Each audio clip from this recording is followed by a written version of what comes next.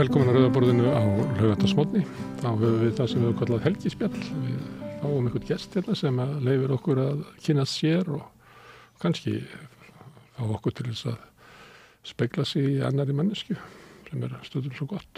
Og hingað komin Lilja Ingólfsdóttir. Hérna norsk kvikmyndakona, íslensk kvikmyndakona, norsk-íslensk, íslensk-norsk. Já. Hvað? Norsk-íslensk kannski. Norsk-íslensk. Íslensk-norsk, já. Já, ég veit ekki. Ég fæddist í Noregi en síðan flutti ég hingað því ég var eins árs.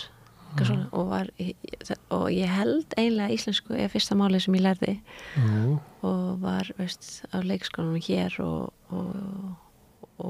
já, og líka 7. bekk og 9. bekk og svo ég hef búið í Noregi síðan ég var 9 ára en samt þá Ísland, ég fæ alltaf eitthvað svona, ég finn bara fyrir hvað það bara djúpt í hjartanu mínu og svo ég veit ekki alveg gott ég er að reyna að fá íslenskt ríkisborgararétt núna þá er ég allavega íslensk lögformlega. Já, lögformlega. Þetta frá 9 ára aldri þá eru búið í Noregi. Já. Þannig að svona, hvernig þetta orða það? Þú kemst til vits og ára og þá kynnistu norsku samfélagi og stóra samfélagi sem þú kynnist norskt. Þegar kannski þegar maður 9 ára þá heimur ekkert svo stór. Nei, það er rétt. En hins vegar það stundu sagt með þetta getur heimildamyndunum 7up. Það var gerðu held ég 64 eitthvað svona, kannski 66 í Englandi. Já. Þá tóku þeir 7 ára börn og töluðu við þau lífið og tilveruna. Svo hafa þau fyllt alltaf eftir, svo eru 14 ára, 21 árs og 28. Já. Og svo þetta verið endurtekið svona víða. En ég man eftir í fyrstu myndinni þá sagt, gefðu mér einhvern sem 7 ára og ég svo segja það hver það Og þá hugmyndin að maður sé eiginlega búin að mótast sem einstaklingur 7 ára. Já, einmitt. Þannig að þá væri þú mótaður einstaklingur á Íslandi. Já. En upplifir samfélagið í Noregi. Já. Getur það verið? Já, getur það verið. Já, það getur verið. Það er ekki allt sem að mann eftir þessu fyrstu 7 árin, en það var líka, við fluttum rosalega mikið fram og tilbaka líka. Milli Íslands og Noregs? Já, milli Íslands og Noregs. Og ég var, 1. bekk 7. bekk á Íslandi og 8. bekk í Noregi og 9. bekk á Íslandi og 10. bekk í Noregi og og líka barnaheimili, þá fór ég líka barnaheimili fór nokkur ár þar, þetta var eitthvað svo, það er eins og það er eitthvað svona bara súpu íslensk-norskt já, og já, við tölum samt norsku á heimili, pabbi minn talaði alltaf norsku við mig. Á Íslandi? Á Íslandi. Og þau voru eiginlega búin að, þau vildi hafa svona að við tölum norsku heima á Íslandi en íslensku heima í Noregi, en það gerist aldrei. Svo það var alltaf bara norsku á heimilinu, bæði hér og í Noregi. En Þannig íslensk ekki móðurmálið þitt? Nei, eiginlega, þó að þessi fyrsta máli sem ég lærði, þá þetta ekki, ég hef aldrei talað við foreldra mína á íslensku og það eiginlega bara núna bróður minn sem alíslenskur sem býr á Íslandi sem ég tala við á íslensku. Já. Hvernig finnst þér að tala íslensku? Það æðislegt og stundum rosalega þreytandi eins og í svona viðtöl þá ég ekkit alltaf að leita orðum. Já, að það eitthvað svona ekstra aspekt þar sem maður að reyna finna orðin og hvernig maður setja saman og ég eiginlega hægt að virkilega tala vinna mína og það sem ég að gera á íslensku en ég reyni. Þegar þú ert alltaf að leita orðum. Já, þetta ekki. En það þegar maður tala annað mál þá maður getur orðið bara svo þreyttur því að það bara annar mótor í gangi allan tíman fyrir utan allt hitt. Já. En svo það eitt líka þegar maður tala tungumál og þá getur maður næstu breytt karakter. Það þegar þú ert að tala íslensku. Já. Hvaða Lilja það sem stundum maður bara ekki sáttur við Já, það var góð spurning. Ég kannski, veist, já, ég tala kannski hraðar og meira, veist, og meira á norsku en á Fullorðnari. Já, náttúrulega. Já, og hérna, ég hef alltaf orðaforð og húmor og veist að húmorinn kemur kannski síðast og allt, veist, það er já. Já. Þannig að við erum að tala við hérna íslensku Lilju. Já, við erum að tala við Lilju Ingólfsdóttur, fullorðna kvikmyndagerðarkonu, en það er Lilja 9 ára sem að túlkar. Já, það er eitthvað, já, það er svo leys. Herðu, en að þið erum í æskunni og æskuheimilinu, að þá hef ég eiginlega sem vana í þessu viðtölum að spyrja fólk hvernig að mann fyrst eftir sig. Hvenær? Já. Hver er fyrsta minningin af þér í heiminum? Já. Sko, ég er alltaf að segja maðurinn minn að ég man því ég var, veist, in the womb, hvað heitir það á norsku? Í móðurkviði. Já, ég hef eitthvað svona bara tilfinninga því, en það getur verið eitthvað allt annað en síðan... Þá slærðu út einn mann sem að sagðist hafa munað eftir fæðingunni. Já. Þannig að þú ferð henni aftur. Já, en það getur líka verið draumur eða eitthvað allt annað. Ég veit ekki, en ég er með þessa tilfinninga, ég heyri þessa rödd og þau eru langt í burtu en samt er ég inni þetta sem er svona heitt og... Hvernig það? Er þetta notalegt að vera inni? Það er mjög notalegt, já, og það er líka bara, já, það er eitthvað, þá er maður eitthvað svona bara field of consciousness. Ég veit ekki hvað það heitir á íslensku og ekki með, það er ekki svo tilfinningalegt eins og það er að vera, veist, í heiminum. En hérna, en ég man, veist, bara brot hér og þar að... Er þetta hérna góði tími að vera fóstur? Það er maður svo rifin út. Ég man ekkert eftir þessu kontrast að hvernig það er að fæðast og svona, nei, ég veit ekki. En það er gott að vera fóstur? Það held ég, en það er kannski, já, það hlýtur að vera. Það hlýtur að vera. Já. Og maður heyrir allt, sko. Já. Og maður er bara, og hjartasleginu af mömmu sinni og já. Og maður dansar með mömmu sinni. Já, náttúrulega. Já. Og mamma dansar mikið, þá dansar maður. Já, en það sefur maður. Það er alltaf þannig. Börnin sefur þegar, veist, mamman dreifist og, já. En fyrir utan þessa óljósu tilfinningu? Hvað segirðu? En fyrir utan þessa óljósu tilfinningu að vera fóstur? Já. Móðurkviði? Hvenær mannst eftir svona í þessum heimi hér? Nei, það er bara brot hér og þar frá ég var, veist, 1 árs og 2 ára og í eitthvað sturt, veist, það er alltaf svona bara svona lítið detail sem að bara eitthvað sturtu í Svíþjóð. Það sem ég man, ég var með mömmu minna og pabbi og það var eitthvað, já, ég man eftir eitthvað svona karusell því ég var kannski 3 ára með pabbi og já, þetta er alltaf eitthvað svona og ég meina alltaf þessi fyrsta minningar eru bara mjög svona, já, þetta er alltaf eitthvað svona detail, bara þessi græna bolti, skilur, eða eitthvað svoleið sem er svo stórt í heimurinn hjá svona lítil börn og já, ég man eftir hérna, ég bjó hérna Norðurstígur upp á lofti þar, það var ég kannski 1 árs, 2, 3, ég man mikið eftir, veist, eftir þessum tíma, pabbi var að keyra mig í barnaheimili mótnana og hvað var þessi rók og myrkri og veturnar á Íslandi, já. En þú lýsir svona því sem þú sérð, litaboltanum. Já, meir það en tilfinningar eiginlega. Veðrið á glugganum. Já, svona og bara hljóðinum. Og það skoða heiminn. Já. Herðu, en þú, hérna, segðu mig frá hérna fóreldrunum, ef ekki að byrja á, að þú ert á Íslandi, ef ekki að byrja á pabbanum sem er nú... Jú. Ingólfur Valgeirsson. Já, hann er ekki á lífi lengur og já, dó fyrir, hvað er hann, 13 ára síðan og hérna hann kynntist mömmu í, já, hvar kynntist það eiginlega? Sko, hún kom hingað og pabbi hennar var hvað heitir það, ambassador Sendherra. Sendherra, takk, já hérna á Íslandi. Hún flutti hingað þegar hún var 11 ára og byrjaði í skóla hér og þau kynntust hér fyrst á Íslandi þegar hún var 14 og síðan flutti hann út til Svíþjóð og var að læra kvikmynd og hún var eitthvað svo ástfangin og hún fór bara eftir byrjaði að læra hérna leiklist og þá byrjaði saman þar í Stockholm og fluttu þau síðan heim til Oslo og hún var ófrisk og ég fættist þar. Mamma þín mjög sterk tengsl við Ísland líka. Mjög, já.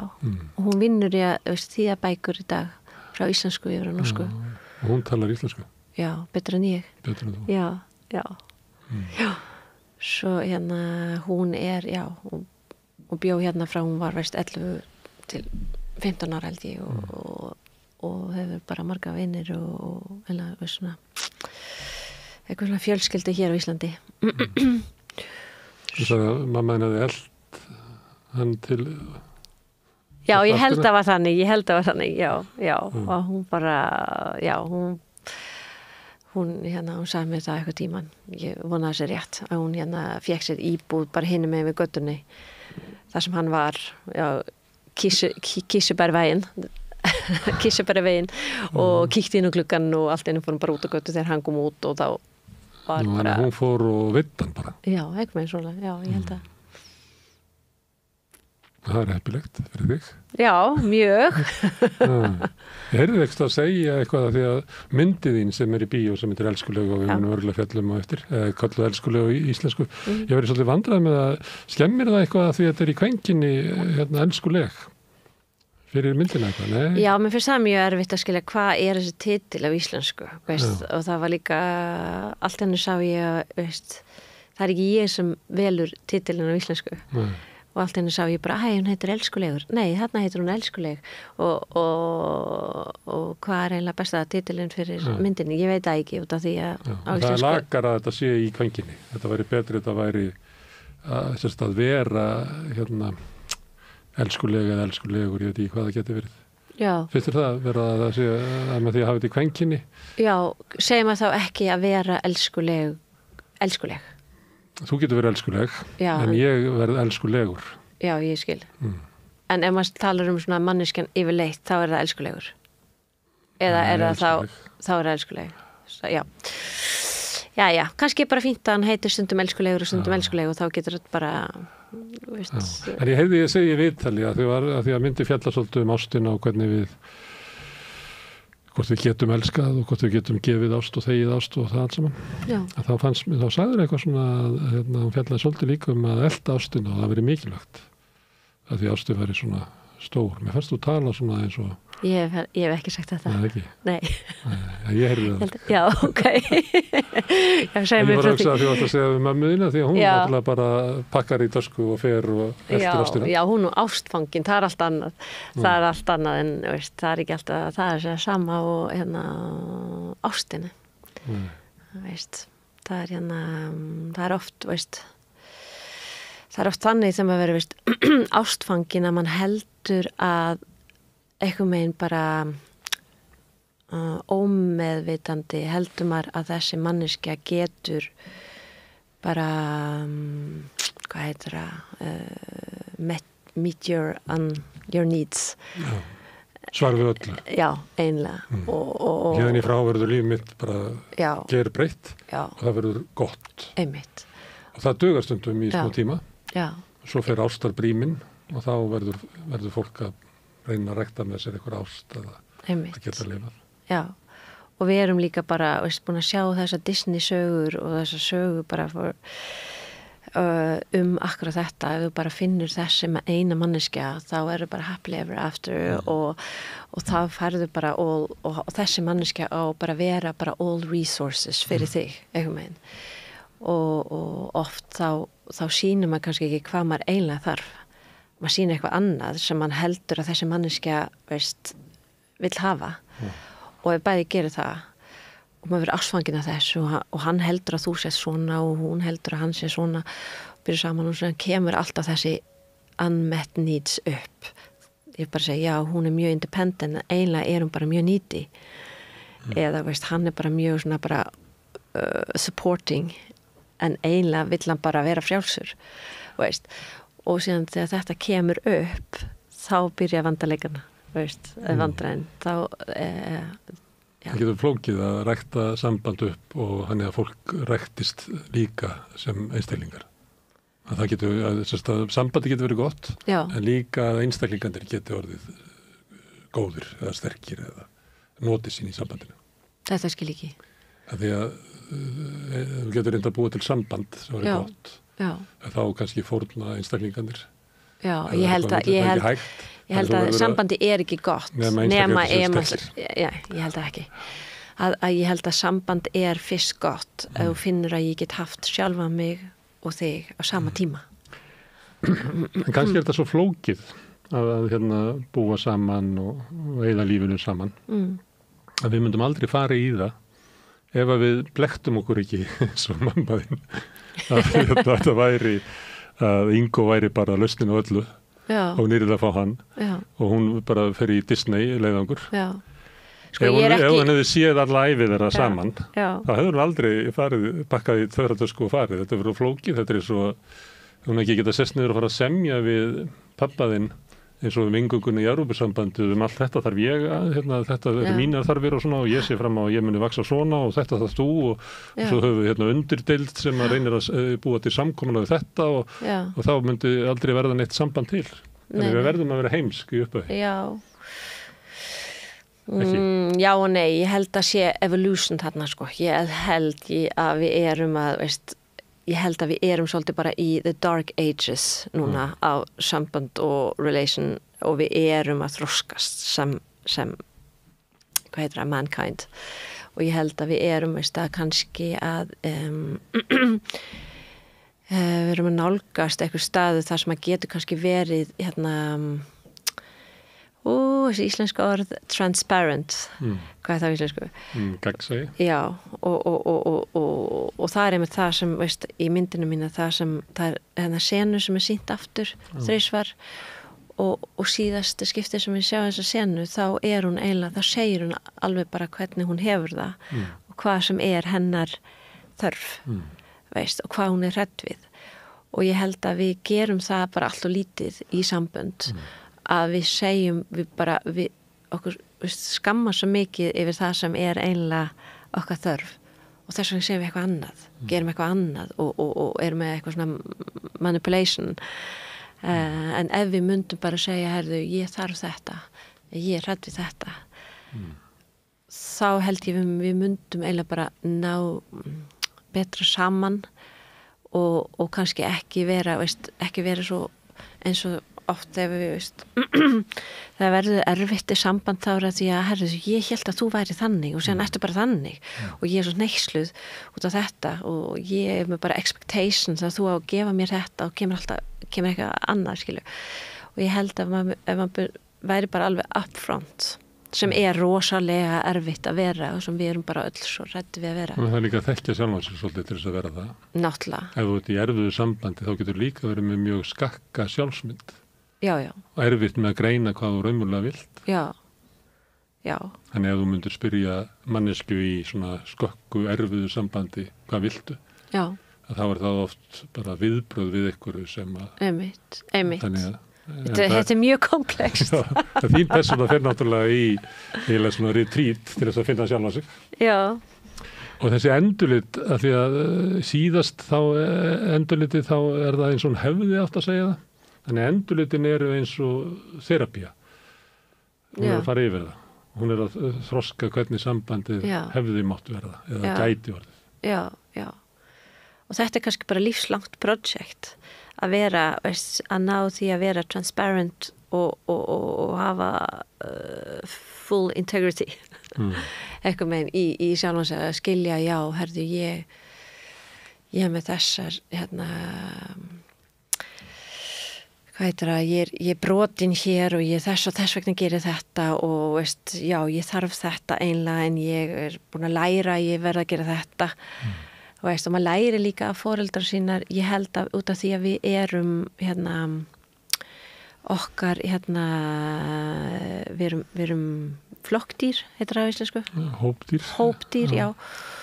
Og það sem er mikilvægsta fyrir okkur er að hafa samband við og þegar við erum lítil þá er það bara númer 1 að ég vil tengjast þig og þess vegna ef foreldrar mínar eru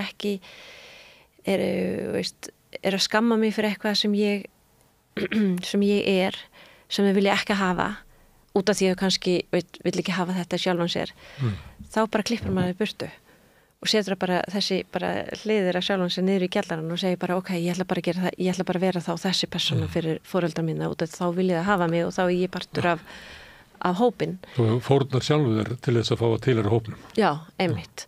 Og síðan kannski en samt ertu með þessa partur af sjálfan þér niður í kjallara, skilur og þau eru þarna kannski bara your deepest needs eða eru kannski bara alltaf að bara virka í þér og þú ert að leita af einhver mannesku sem getur verið með, sem getur komið til og sagt bara, ég elska þessi partur af þeir sem eru niður í kjallara og þú ert að leita því og það sem maður eiginlega langar er að fá þetta upp aftur og integrate þetta í sjálfan sér að vera bara heil og ég held að það sé en samt skammast maður svo mikið fyrir þessu út af því að maður er búin að læra það að þetta er ekki lovable matter, skilju og það er allt frá bara fjölskyldukúltúr til fjölskyldukúltúr hvað skammast þessi fjölskyldu fyrir kannski eitthvað annað en þessi fjölskylda En svo mótast maður líka af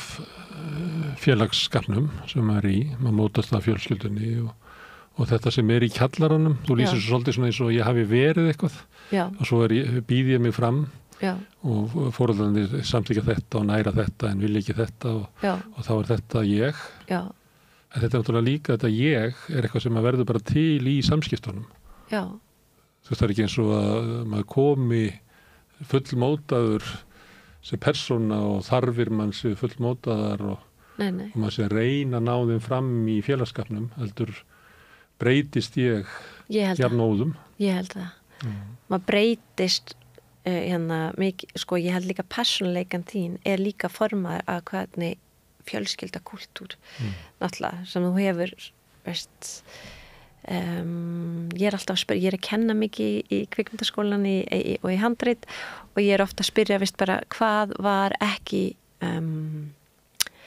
acceptable í þín fjölskyldu veist, hvað máttur ekki vera og það er alltaf svo áhugavert að sjá hvað allir er að segja bara þetta og hinn er að segja eitthvað allt annað og allt enn bara, er þetta eitthvað, veist, akkur máttur ekki vera þetta veist, og það er þannig að það er alltaf eitthvað í ykkur fjölskyldu, þetta máttu ekki vera, þetta er rangt Þá var það,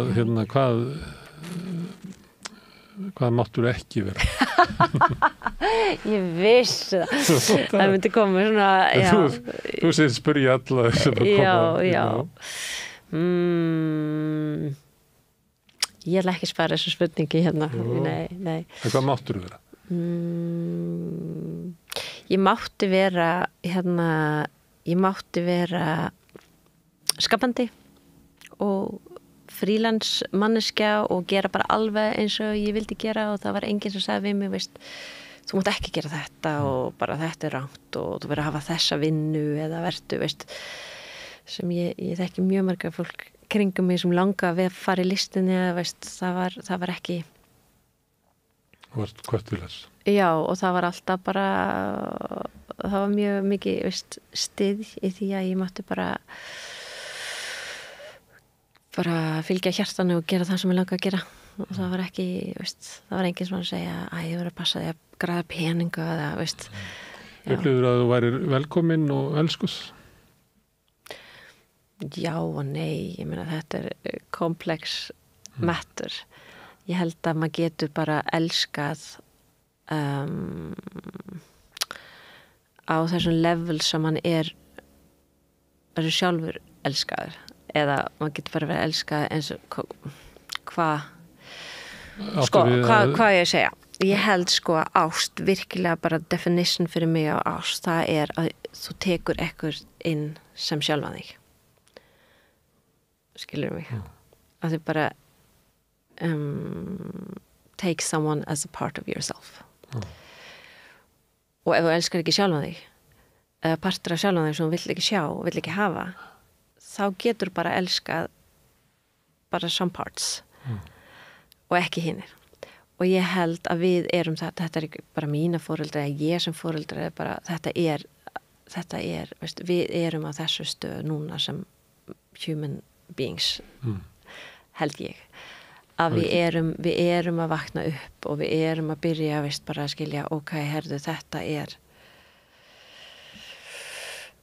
the shadow sides hérna, hvað er það skuggahliðina, já og dröslust með já, og við getum ekki elskað með þar þannig við verðum að vinna með þar sjálf vinna með okkur og ef það er eitthvað sem ég bara elskar ekki sjálfa mér og ég fæ barn sem með það sama þá vil ég náttúrulega bara segja hei, ég vil ekki þetta það er nú þekkt að það sem að fyrir taugarnar á þér í fari barnaðina er yfirleitt það sem er líkast þér og sem er kannski þetta sem er niður í kjallanum hjá þér og ef þú minnir að það þá verður hræddur út af þetta minnir þig á og þú mátt ekki fá connection með foreldreinar og þá allt í hennu bara verður veist, þá ertu að biðja barnið að gera það sama og þú gerði til þess að fá, veist, kannski vill ekki barnið gera það og þá verður það bara, veist og maður fær alltaf börnin sem maður þarf að hafa til að minna sig á, veist, sjálfan sér og þetta sem maður er ekki búin að vinna í og ég er alveg viss það að ég sé það bara allan tíman og hjá mér og hjá fólki kringum mig að maður fær alltaf bara þessi börn Þá er maður að samaskapi var hlutverk manns einhvern veginn að lækna foreldra sína þegar maður er barn Já, ég held að hlutverkið er að lækna sjálfan þig svo getur verið eins góða ég held að þetta fer alltaf bara downstreams ég held sko mín vinna er ekki að lækna mína foreldrar og það er oft það sem maður heldur veist, að maður á að breyta ef maður bara getur breytt foreldrana sína svo maður getur fengið þessa ást og þessi ást en ég held að það er ekki það er eiginlega bara veist, að það er eiginlega að lækna sjálfan sig það sem er brotið til þess að ekki gefa það til börnum sínum það er eiginlega það besta sem maður getur gert og kannski þá læknast eitthvað hinn megin líka út af því að ef eitthvað breytist ef eitthvað í system breytist eða í eitthvað kerfi breytist fjölskyldukerfi þá breytist líka veist, það breytist líka foreldrana eða það breytist veist. Já. Því að það fyrir eftir í tengslu við hvernig við erum og þá erum við ólík Já En þú til að segja að til þess að geta elskað skilyrðislaust þá þarftu að elska sjálfa þig skilyrðislaust Já, ég held það og ég meina hvað heitir það skilyrðislaust Já það er eiginlega bara að hafa Það er þess að ég elska barnið ekki bara ef það gerir allt sem ég byrða eða uppfyllir vendingar mínar heldur elska ég það bara þú veist það sem er og getur orðið og elska það líka í raunum sínum og sársleika en til þess að geta gert það þá er ég að kunna elska sjálfa mig með sama hætti Já, kannski það að elska líka veist, að vera forvitin og reyna að skilja þessi partur af sjálfan sem er að gera þetta og þetta veist. Og ég held ég held að við erum sko ekki ego, heldur ecosystems veist, að við erum með svo marga vistkerfi Já, við erum með svo marga mismunandi parts, hvað heitir það? Bitar eða? Já. Og nokkra Matthías Jochumsson gamla skáld, hann sagði í manninu eru margar sýslur Já, einmitt, já og ég held að veist að nokkrar eru í kjallara og nokkrar eru foreldrarnir búin að elska við og þú setur það náttúrulega þá fram á borðið og þegar þú hittir eitthvað maka þá sýnir þú það veist, út af því að foreldrarnir þín eru búin að segja að þetta er æðislegt við þig þá setur þú þessa partur upp og segir bara ég er þetta og þá kannski finnst hann það æðislegt en samt er þessi kjallarabönn sem bara ég er ég vil einlega að þú hitti þessi hérna og oft eru bara öll þessi parta líka í konflikt. Ég meina, einn vil þetta og hinn vil þetta. Við göngum ekki endilega upp, sko. Nei, og kannski... Við erum átök og... Já, og einn er kannski bara lítið barn og einn er fullorðinn, einn er eitthvað frosið, eitthvað tráma, frá eitthvað bara þegar þú varst lítil. Og hérna, ég held að og ég held að, veist, það að byrja að elska sjálfan sig er að byrja að skilja og finna, veist, reyna að skilja, vera forvitin og segja bara, ok, það er allt í lagi að ég er þannig og ég er allt í lagi að þessi partur er að eyðileggja fyrir mig, bara hvað viltu eiginlega, veist, að spyrja þessa partur, hvað viltu, akkur gerur þetta? Elskar sig í briskleika sínum. Já, og ég held að öll þessi parts er eiginlega að vinna fyrir þig og er að reyna, veist, að vinna fyrir Lilju og reyna að gera eins gott og geta fyrir hana, en samt er þetta ekki alltaf konstruktiv. Og það stundum er kannski partur í þér sem er óanaður eitthvað, hrindir eitthvað, skemmir eitthvað. Absolutely. Og þá verður að róa þá Lilju. Og samt er þessi partur að reyna að gera eitthvað gott fyrir því, held ég.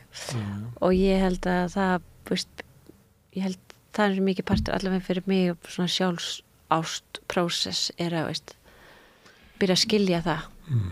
Stundum finnst mér svona að því ég er að verða gamall að hérna, maður fer ekki úr hérna, svo sem maður ferðast ekki svona eftir línu, heldur hlæðs maður bara upp, sko að hérna, Smári 7 ára er hérna ennþá, sko. Já. Og ég verð að hafa hann góðan, sko, og ég verð að passa það að hann hérna fari ekki að stýra og svona, vegna þess að hann er ekki góður í því, en ég verð að hafa hann, þannig að hann er verið skemmtileg ferðin. Já. Þannig ég verð að hafa hann glaðan. Já. Þannig að þetta er oft svona, maður er með samkomulag við alls konar Smára og Gunnar Smára og alls konar dót sem maður er með og reynir að hafa það alltaf bara góða. Já. Svo við sáttur við að við hvert erum að fara á svona, öryggir. Já. Þannig það fer ekki að skemma, það fer ekki að hrinda. Og... Nei, ég meina það er gott, ég held að, veist, ef þú veist með partur sem er einmitt svona 7 ára eða eitthvað sem allt henni bara tekur yfir og þú verður bara identified með þessu partur. Það gerist og þá kemur upp í vandaleik, veist, þá færður rosalega mikið pain og þá gerur eitthvað sem er, veist, og ég held að það gerist inn á milli, en ef þú ert komin á þessa level, að þú skilur bara, ok, herri, ég ætla ekki að verða þessi partur, þetta er bara partur og ég ætla bara að segja, ok, þú mátt vera hérna en ég ætla ekki láta þessi partur stýra.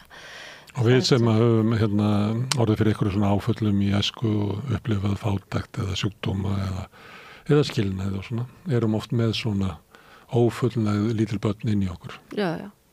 Ég held að við eiginlega bara öll erum með það. Já, höfðu eiginlega enga möguleika á að vinna út úr því á sínu tíma. Nei. Og einhvern veginn verðum við að vinna út úr þessu eða lifa með það. Já. Já. Ég held að, veist, það er, ég held að, veist, eiginlega þegar þú ert lítil og, veist, þá ertu eiginlega einhvern veginn í, veist, þetta er eiginlega eins og fangilsi. Eitthvað meginn. Ég meina, og getur líka verið æðislega staður, en þú ert samt ekki, veist, þú ert bara alveg on the premises og það sem fullorðna eru að gera og það eina sem þú getur, veist, gert er að bara ef þú lifir í eitthvað sem er mjög erfitt og þú ert alveg bara, hvað heitir það, máttlaus, hvað er það í íslensku? Máttlaus heitir það, without power. Já, máttlaus. Já, máttlaus. Valdalaus. Valdalaus. Valdalaus, sko. Já, einmitt, valdalaus.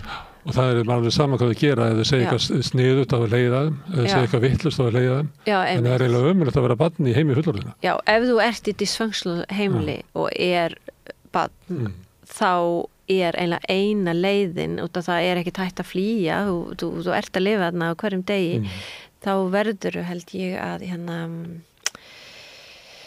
þá verður bara finna eitthvað svona protection mechanisms sem, og kannski bara eitthvað svona splits að þú skilur bara ég er bara ekki þessi, ég verð bara þessi, þú ert bara þá að reyna að finna eitthvað system inn í sjálfan þér til þess að lifa í þessu.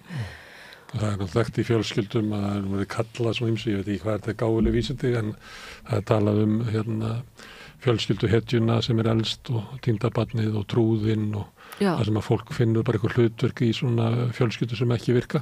einmitt. Og mér fyndið, þú veist, þegar maður sér síðan sko systkinahópin hittast, það er kannski komið öllum fertugt og rúmlega það, þá bara fallaðu inn í þessa, þú veist, þá er þetta svo sterkt, að þá faraðu bara inn í þetta, þótt þetta sé hlutur sem maður bara hendar þeim bara ekki neitt á fullorðinsárum, sko.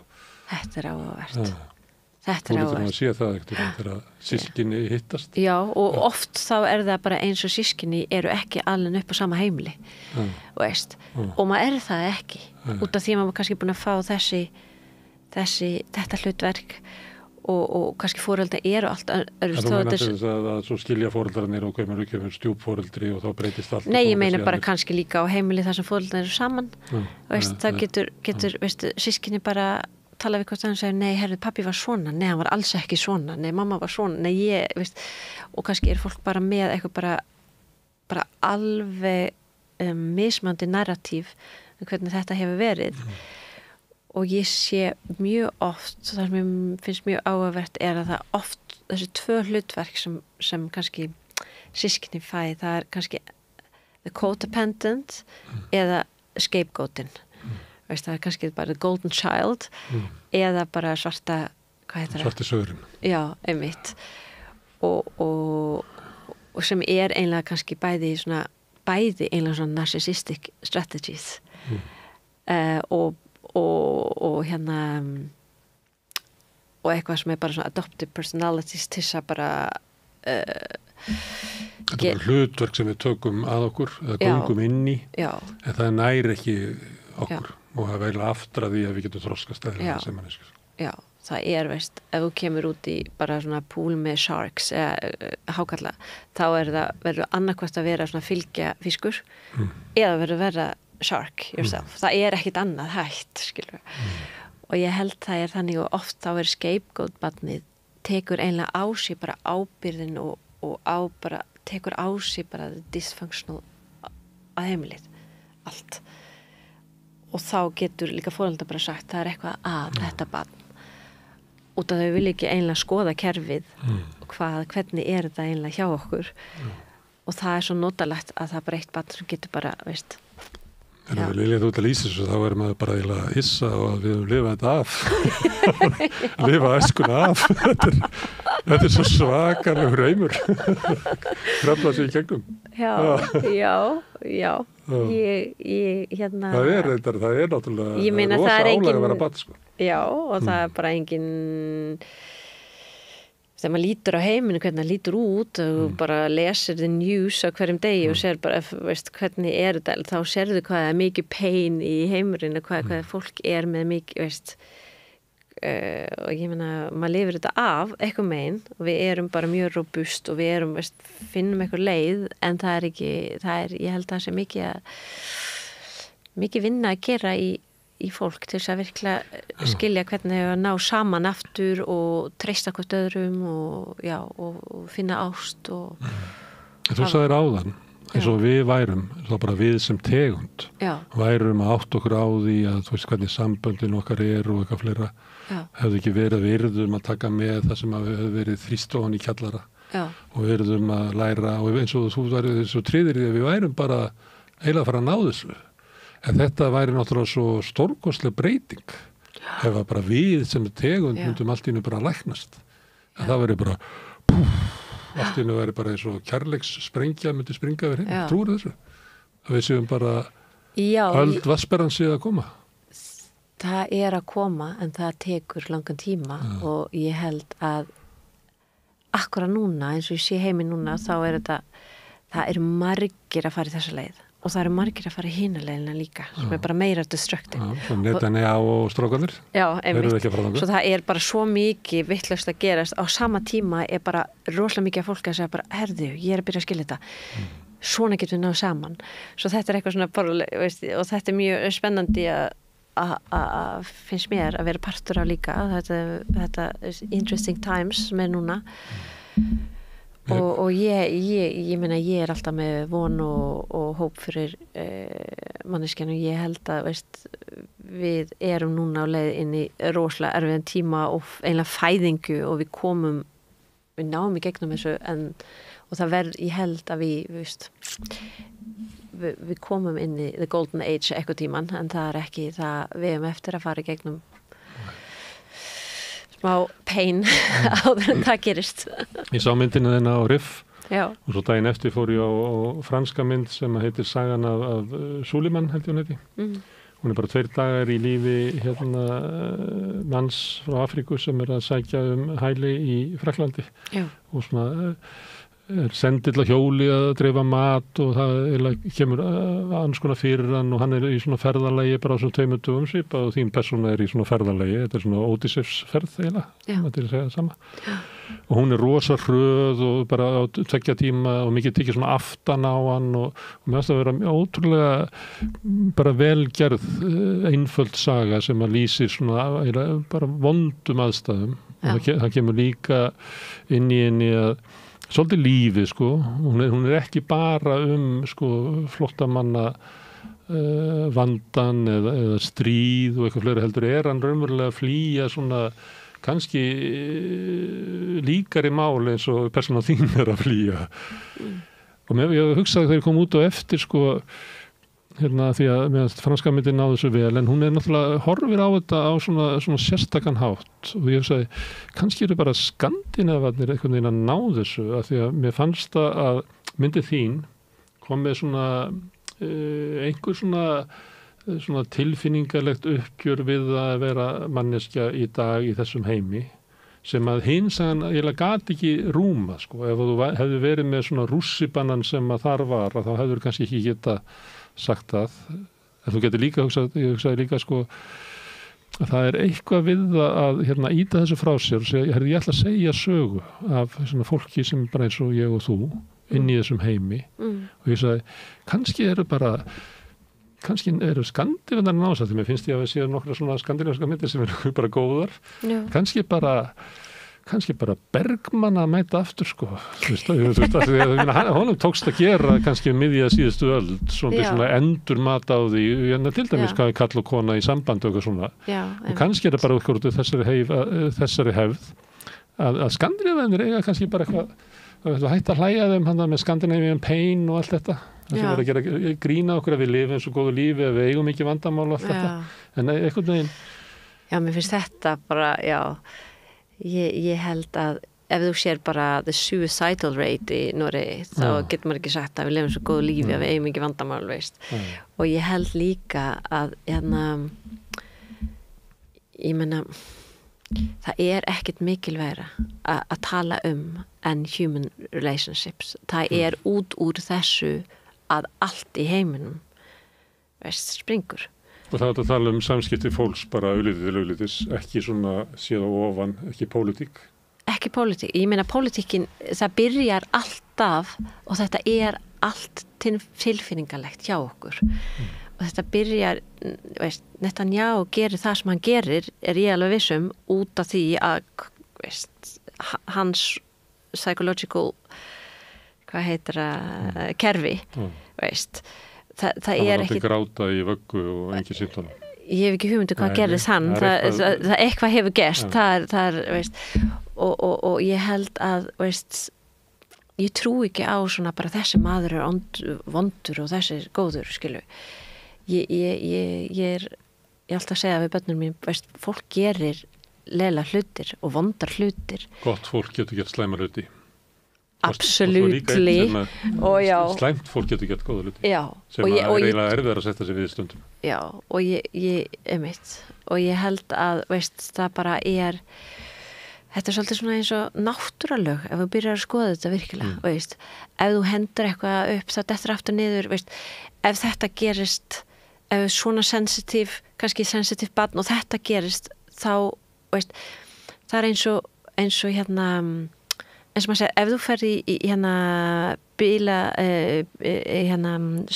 hvað heitir það, slys eitthvað í 180 km á tíman og bara allt brotnar í þér físisk, þá skilur allir að þú getur ekki staðið upp og labbað, það ekki hægt. Þá þarftu að fara gegnum bara mörg ár en ef þetta gerist síkist, þá erum við ennþá þar að við bara þá áttu bara að standa upp og bara gera allt sem sem venjulegt, maður skilur ekki þetta akkurat það sama, þetta bara physiologically og psychologically og þá þarf maður líka healing eins og maður þarf þegar eitthvað gerist fysiskt og það bara self-hate að segja við sjálfum sér bara ég akkur get ekki labbað, ég skil það ekki bara ég átt að vera labbandi núna og það er það sem samfélag okkur segir okkar, bara þú átt að vera bara 100%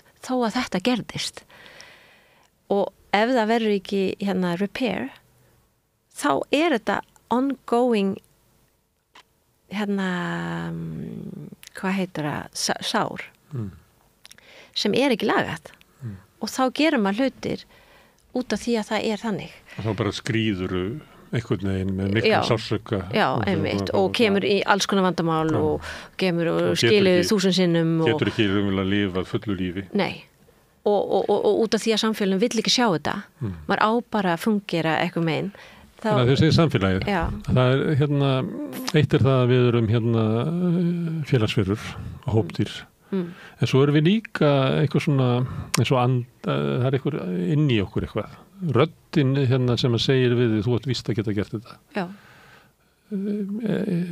sumir myndu segja þetta væri svona innri rödd sem að þú veist þú þekki það þessi innri rödd getur gert meiri kröfur á þig heldur en raunverulega samfélag er að gera þú ert miklu grimmari við sjálfa þig heldur en raunverulega fólkið í kringu þig er þú ert miklu fljótar að fyrirgefa öðrum en þú ert að fyrirgefa sjálfu þér þannig þessi innri rödd sem við beinum gegn okkur hún getur verið mikill harðstjóri þannig ertu að segja og ég held að það sé líka partur sem er að reyna að hjálpa þér ég held að þessi innri rödd er partur sem er að reyna það er eins og ef þú er búin að heyra þetta þú ert lítil og ef ekkur bara kemur og bara þetta er example, ef ekkur kemur alltaf að gera óbeldi við þig og þú byrjar að slá sjálf þig hvað gerist þá? Það hættir kannski að gera skilur það myndi bara step back, ok, hann er að sjá og ég held að það er það sem maður er að gera þegar maður segja leiðilega hluti við sjálfan sig er bara, ég ætla bara að flýta mér að gera það áður en ekkur þarna úti segja mér hvað ég er léleg og vitlaus og svona og að því við lifum ekki í mildum og blíðum og fyrirgefandi heimi en þá erum við flest með þessa rödd í leðurstígvélum harðstjóra Já, ég held það og maður er að reyna bara að flýta sér að líka bara undirbúið sig fyrir hvað sem getur gerst og eitthvað leiðilegt getur gerst og síðan held ég líka að það er við erum svo hræddar við hvað heitir pain á íslensku? Sársauki, já í okkar samfélagi, maður á ekki að hafa þessa tilfinningar maður á ekki að hafa og maður gerir bara það sem maður getur til þess að bara fara í burtu frá sársauka þá meinaðu maður ekki að flýja sársauka já og við erum á símanu okkar, við erum að vinna á mikið, við erum að drekka og bara allt sem við getum bara, og það er reyna að gleyma okkur sem svolítið svona skrítið þykist verið alltaf að leita okkur en svo verið alltaf að reyna bara að gleyma okkur það er alltaf á íslensku að gleyma sér ef maður er með glaður og fólk spyr bara í Noregi þar sem við erum alltaf går det bra og maður á að svara já náttúrulega og gamall maður sem kendi mig það hvað segirðu? Það sé margt gott ekki allt það verður að skilja hvað það er það þannig að maður er að fást við og meiri segja í ástinni og svona þá er líka svona sorgartónar í henni og þú veist að þú opnar fyrir því tilfinningarlega þá koma alls konar tilfinningar sem að Já, ég sá Þetta er ekki allt algleymi, eða þú veist svona Já, ég sá psykológ daginn sem talaði einmitt það að maður heldur að gott samband er svona samband án friction án átaka en það sem ágreinings eða núnings eða en það sem eiginlega er gott samband er að maður er búin að læra góðu leið að gera repair allan tíman þegar brot gerist að maður kemur saman og skilur bara, ok, akkur gera þetta, veist, hvað getum við lært af þessu og það er eiginlega það sem gott samband að maður vexur gegnum bara út af því brot gerist í sambund og það veist, það er bara partur af það að vera intimate með einhver manneskja og ég myndi vilja að við lærum það í skólanum, veist, að við hvernig how to do repair að milli okkar og vinna út úr hlutir það veist, vinna út úr ágreiningu, við getum líka barið í samböndum og líka bara í samfélaginu, í lýðræðinu að við verum að vera betri í því að tala saman einmitt heyra betur hvort í öðru sem ég held að sé hægt að hafa í skóla að hafa meiri samræður og meiri svona viðurkenning á því og líka bara skilja hvað er en ef þú segir þetta nú kannski ykkur hérna sem hlusta okkur sem að nýskilin eða eitthvað og áttu þá við að hérna, sambönd sem ekki endast að þau eru mislukkuð af því þau hefðu alltaf geta lagað allt en er það ekki stundum þannig að stundum er bara betra að skilja? Jú, það held ég. Þú talaði við eins og sér tjónabandsráðgjafi. Já, jú, það held ég. Ég meina það er örgulega 1000 svör á þessu og fólk hefur ég er bara að tala út, veist, frá mín reynsla. Ég er búin að skilja mig og ég er líka í samband núna og búin að vera í krísur og ég held kannski að hérna já, stundum er það bara, veist, þessi core values eru bara svo, veist, eru svo í konflikt að það er engin leið og maður á kannski ekki að vera í akkurat þetta samband. Ég held að maður getur fundið einhver leið að vera með bara alla manneskjur í einhver, en það er það að skilja bara, ok, þetta er kannski ekki maka mín, þetta er kannski bara vinur mín eða þetta er, hvernig get ég held að maður á ekki að vera saman bara það er ekkit goal in itself að halda saman ef maður vexur ekki úr því og já. Ég baði að segja mér frá föðinum og þú fórst með hann til Svíþjóðar og mamma kom eftir og svo bara sagði mér. Ég var aldrei í Svíþjóð. Nei, ég segi þú varst baði að segja frá föðinum. Já.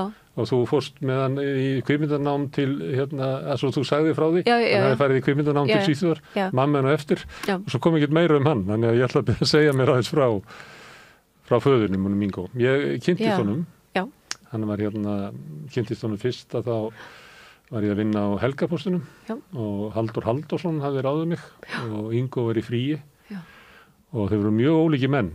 Halldór var alveg, kendi mér rosalega mikið, mjög stífur á öllu og stóð yfir allt en það fylgir oft eins og fylgir svoleiðismönnu, það var svona spenna alltaf á ritstjórninni. Svo kom pabbiðinn sem er mjög félagslega hæfur og hann kom bara eins og vorið inn á vinnustæðinu og allt í einu var bara allt svo gaman og skemmtilegt sko. Allt í einu var eitthvað sem að gekka á milli og hafði áhuga á fólki og þannig kynntist ég honum fyrst sko. Já, hann var mjög sósíal. Ég man eftir því alltaf þegar við löpum gegnum borginni, þá var alltaf, það tók 10 klukkutíma bara að labba yfir Lækjartorg, hann var alltaf að tala við fólk alls staðar. Hvað er erfitt að vera barna, það var þetta eiginlega versta. Og ég var alltaf ég var hann bíðandi, bara hann var, elskaði að tala við fólk. Og líka eftir hann fékk heilablóðfall, þá getur það kannski verið, að maður kannski vill loka sig inni en hann var bara alltaf ótrúlega sósíal. Þó að hann var, veikur og var alltaf að bjóða fólk heim til sín og kom til mín í Noregs og hann bjóð hjá mér það var sumar þarna sem hann var hjá mér í Noregs og ég fór í vinnu og kom aftur heim og þá var hann alltaf búin að bjóða eitthvað svona 30 manns hérna út á Svalir var með eitthvað partí og ég bara, hver er þetta fólk sem hann var búin að kynast svo já, hann var þannig Fyrstu það frá honum að vera Social? Já. Já, ég bæði í social og introvert líka. Ég myndi ekki geta að lifa þetta líf sem hann, veist, ég oft líka bara að fara inn í sjálfa mér og vinna og hugsa og svona. En ég held mamma líka, hún líka rosalega social manneskja. Svo ég held þau bæði voru það. Og hann hafði áhuga á fólki, hann skrifaði mikið af svona endurminningum á ævisögum. Já. Hann hefði svona áhuga á persónu fólks, hann var eiginlega þar í blaðamennskunni. Já, einmitt. Já. Ég eiginlega miklu meira hinum megin, svona í pólitík og efnahagsmálum, en hann hafði alltaf bara aðalega áhuga á bara mannskepnunni einhvern veginn. Einmitt, já. Hann hafði það, já. Kom ykkur vel saman þegar þú... Já, ég vil segja virkilega já og nei. Eins og lífið já. Já, ég held að, veist, við vorum akkurat með sama húmurinn, við vorum líka, veist, alltaf rosalega gaman að spjalla saman allt, veist, og við vorum rosalega lík eitthvað meginn líka og það var eitthvað svona bara intuitive held ég skilning á milli okkar og á sama tíma þá veist, allt þetta sem þú ert að segja frá það, ég veit ekkert það, ég var ekki á Íslandi, hann veist, við fluttum heim til Noregs og ég sá hann allt of lítið og sakna hann alveg rosalega mikið og hann veist, kom allt of sjaldan til Noregs, kom ekkert veist, vissi ekkert hvað ég var að gera veist, í skólanum og síðan kom ég kannski veist, 2 ári til Íslands en það vann hann allt of mikið og ég var sár út af því og ég sagði, getur ekki verið frí í því í 2 vikur veist, og hann var líka svona workaholic og hafði sína ástæði fyrir að vera það og það var líka konflikt og ég var veist Hafið þið sína ástæðu fyrir að vera það? Já, ég meina þetta bara speculations, ég veit ekkert en ég held að við höfum öll ástæðu fyrir að gera það sem við gerum og kannski það, veist ef maður vinnur alltaf mikið allan tímann þá það kannski eitthvað sem maður vill ekki horfa í augun, ég veit ekki og ef maður veist, og hann hafði eitthvað nýt til að gera það og ég hafði eitthvað nýt til að hann átti að vera með mér Það fannst þér þá að hafa svikið þið bara að stofna nýja fjölskyldu og byrjaði nýtt líf og skilja þið eftir? Já, náttúrulega, já. Og já, og ég vildi hann, veist, og þegar ég kom til Íslands þá kom ég náttúrulega inn í þetta kerfi og þessu fjölskyldu og þau talaðu íslensku en ég var vön að tala, veist, okkar mál var norsku og ég held að mér langaði að vera mikið meira með honum, bara við saman tala norsku, vera saman en, veist, Þannig að þegar þú sast með hans fólki og allir tala íslensku þá var hann eiginlega að svíkja þig ykkar svona leyni tengsl með því að hann talaði íslensku. Já, hann var ekkert að svíkja mig því að hann var að tala íslensku en samt var þetta ekki okkar turf, veist. Og ég saknaði að hafa þessu tíma með honum og vera, veist, og hann sagði hann alltaf að koma til, veist, Prag því bjóð þar eða til London sem kom hann aldrei og sagðist alltaf að kom ekki og veist, hann vildi mikið en hann gerði það ekki oft og því ég var svona 22, 23 í Prag þá var ég svo reið og leið og sagði bara og hann bara, ok, ég vil ekki tala við hann lengur bara. Og við tölum þá ekki saman í ár veist, ára hann fékk heilablóðfalli og það var rosalega erfitt og leiðilegt og veist, og ég var náttúrulega með stór sorg út af þessu, út af hann, já. Og hann fikk heilablóðfall og það við mikil áhrif á hann. Hann misti svona málið eða þú veist ekki að tala en miklu lagar eða þú veist það náði ekki að vera sem hafi verið að skipta máli og svona lokaður inni í það ekki. Það hafði líka áhrif á hann. Já, mér finnst eiginlega málið var ég meina hann var mjög svona clear, hvað heitir það, í kollum og það var alveg hægt fyrir okkur við áttum eiginlega rosalega góðum tíma eftir að hann fékk heilablóðfall leiðilegt að segja það, en þá var hann, veist, alltaf með bara mikið meira tíma, alltaf fyrir mig líka og kom til Noregs og var hjá mér í marga vikur og veist, veist, og við tölum mikið saman og þó hann var náttúrulega breyttur og þetta var ekki, ég myndi nú vilja að ég gæti, veist, komið saman með þessi maður sem var, veist, sem ég braut kontaktin með. Sömuleitir saknar hans þóttu væri fyrir framan hann. Já, ég meina þetta var hann og þetta var ekki hann en á sama tíma þá kom hann líka aftur til minn tilbaka og átti tíma og vildi tala mikið veist, allt sem gerðist og benskan en ég var þá með mjög lítið börn og var kannski átti ekki eins mikið tíma og hann átti og hann var alltaf að hringja mig því ég var veist, bara í eins og þess að senu í myndin með börnin í búðin veist, og þá var hann að hringja og segja Lilja, við ekki að tala um allt sem gerðist og ég bara veist, og það stundur svona að maður svona out of sync veist, og og finnst þið þá að svona næstu í alla æfina hafið þið eiginlega aldrei verið samferða einhvern veginn svona skip sem að rákust sjaldan saman, þú og pabbiðin.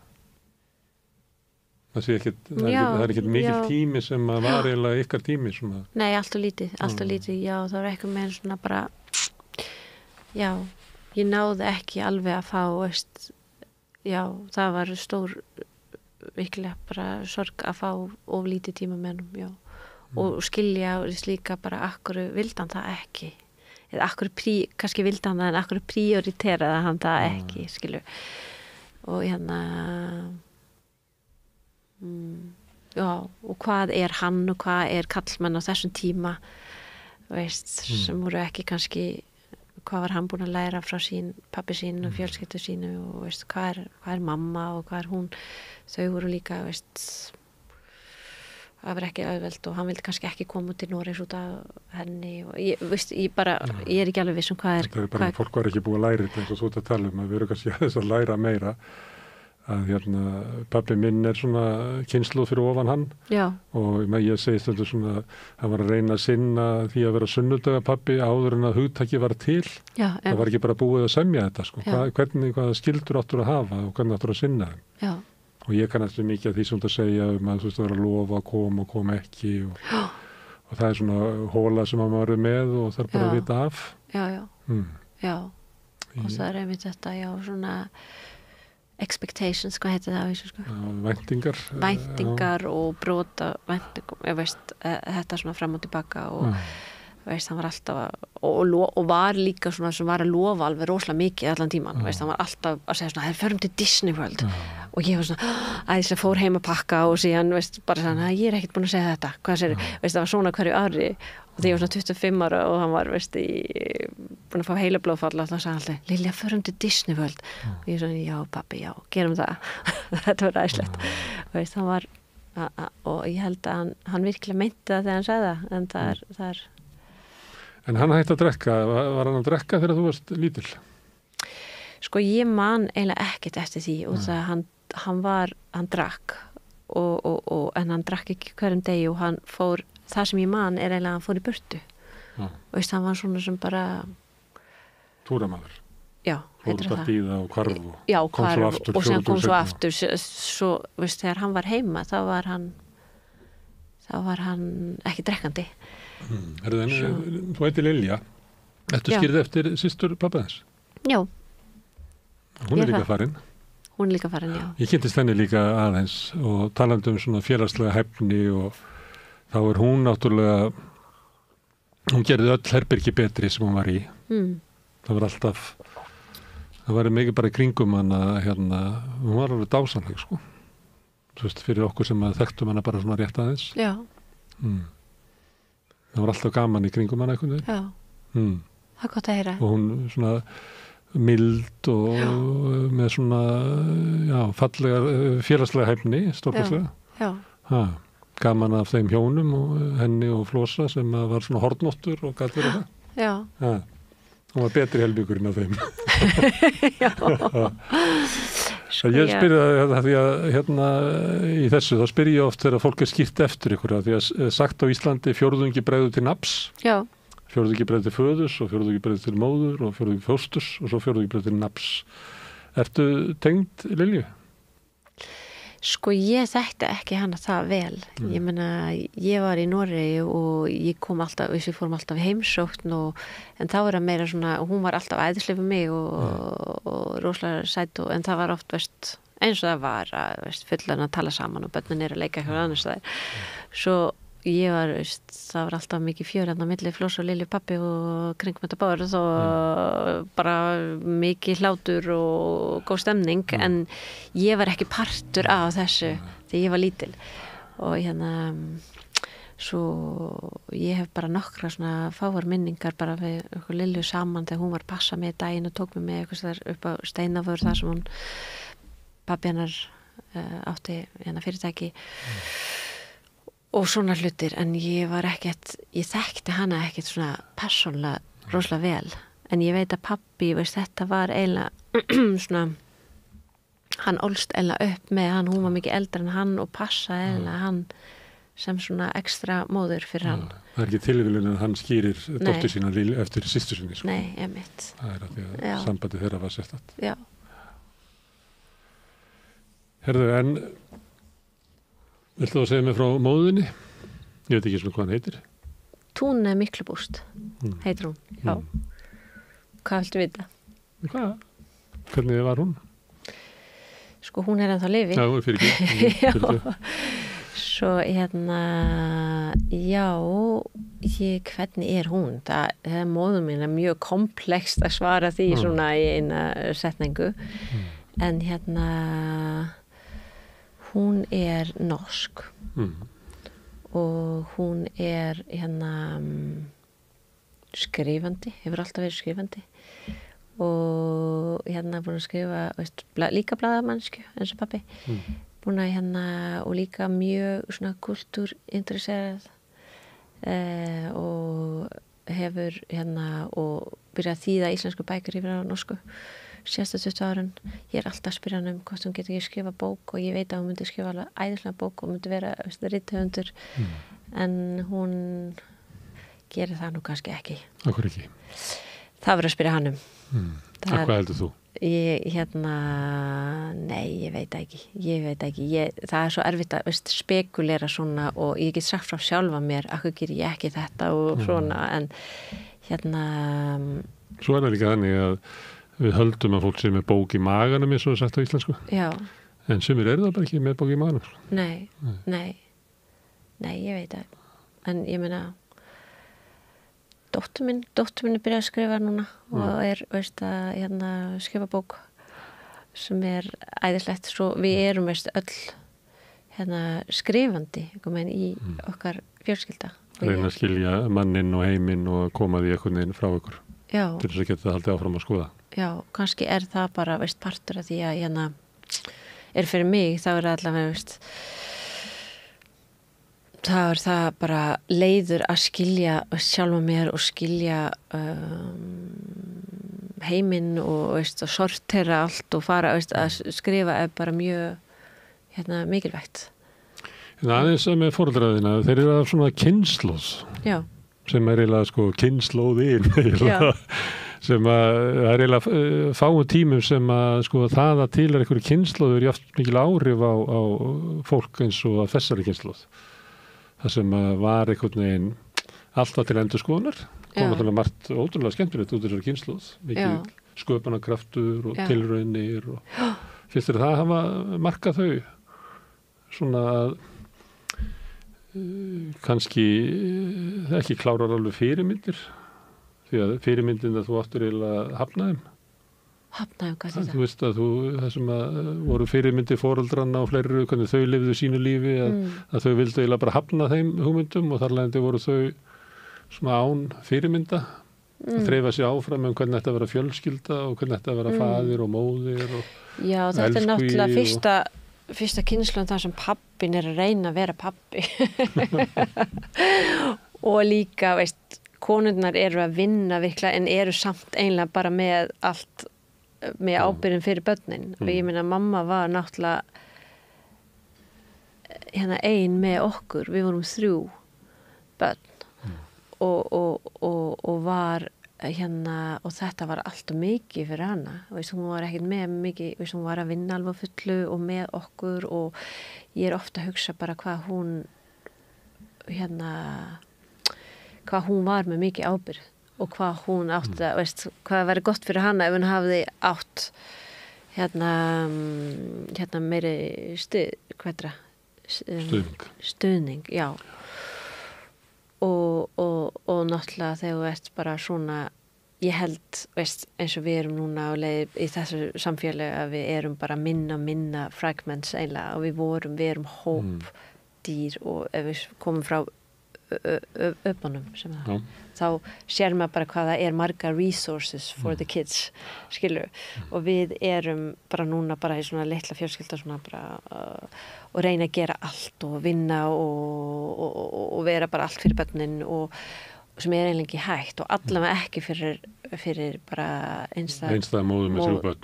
Hún getur ekki gert allt sem að stór fjölskylda gat gert áður eða 50 apahópur getur gert. Nei, náttúrulega, en maður reynir það og hún reyndi það en náttúrulega var það ekki perfekt hjá henni, það ekki hægt og var erfitt og hérna svo ég ofta að hugsa það hvernig myndi þetta vera öðruvísi ef, veist, hún var, veist, með fleiri saman og hún var ekki ein með þetta allt og hún var náttúrulega með sín þörf og sitt líf og það sem hún líka langaði að gera og kannski, já. Fannst þér þá þú varst að alast upp að hún hefði kannski ekki mikið svona aflugu fyrir þig? Varstu sagt aflugu, það tími? Svona, já, tíma fyrir þig? Nei. Hún ofta að segja við mig núna, veist, bara að ég vildi að, veist, ég væri með meiri tíma og ég væri ekki svo mikið stress, en þetta var náttúrulega rosalega mikið stress. Og mamma alltaf þreytt raunlega, sko.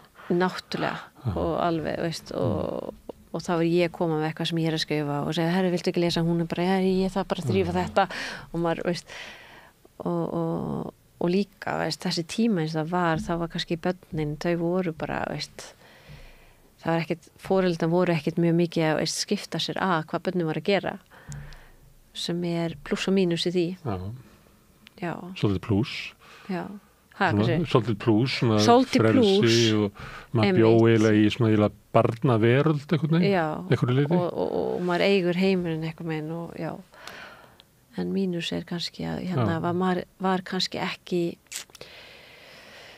eins mikið hérna, það var svolítið svona að ég held að þessum tíma líka að ég var að tala um það áðan bara veistu hvernig við búin að læra að fara í burtu frá okkar hérna sásöku og ég held að það var líka þannig, veist, því ég var lítileg, veist, ef maður meiði sig það bara, þetta verður allt í lagi eða maður kemur með eitthvað svona distraction, herru sjá þetta gaman eða í staðan fyrir að bara segja, herru, það í lagi veist, ef maður segir það í lagi að þetta gerir vont það partur af lífinu og ég skil alveg að þetta gerir vont og ég hérna bara holding this space for you svo þú getur bara, þá lærir maður eitthvað svona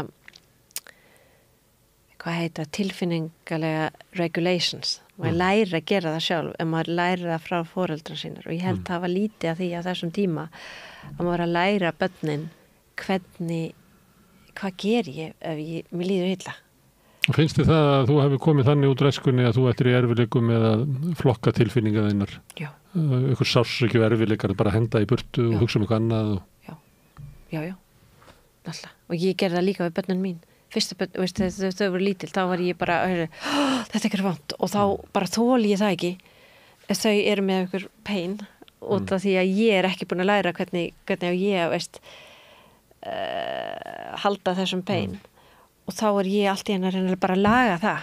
Ég vil bara laga það fyrir börnun mín að þau, veist, og ég er búin að læra það gegnum þessi 4 börn sem ég er með og núna bara, veist, síðustu bara kannski 5 árin.